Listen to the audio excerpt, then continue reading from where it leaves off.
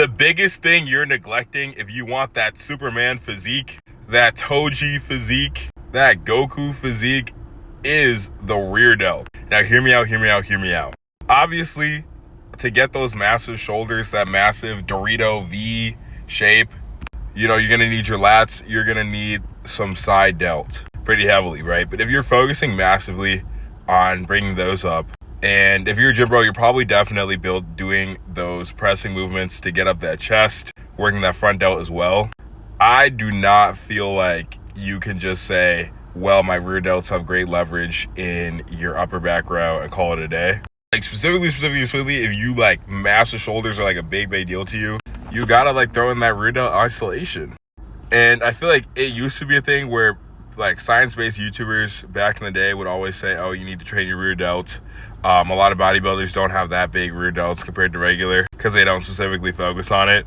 But nowadays, a lot of science-based lifters are saying, on TikTok specifically, are saying, oh, like you have good leverage in your upper back row, so you're good. And obviously, it's a little bit of like, you got to look at your own rear delts and be like, is it big enough based on what you've been doing so far? But I would say throw in the rear delt. Like, I don't think this logic of, well, he has good leverage in this compound movement actually makes too much sense for everybody. Like, some people might be good if they have good rear delt genetics.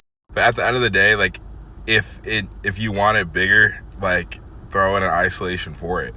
And I just feel like when your shoulders have that full rear delt capping, that's when they really look insane.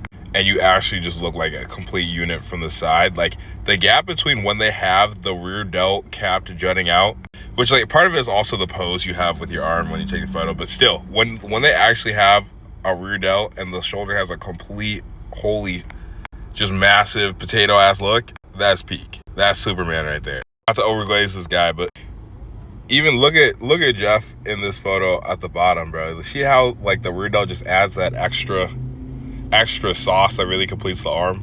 Versus when it's not as there, like your arm just looks kind of like, it has this kind of like droopy look to it. Especially if you have big triceps too, but the rear delt isn't there to like match the tricep, it kind of just looks off.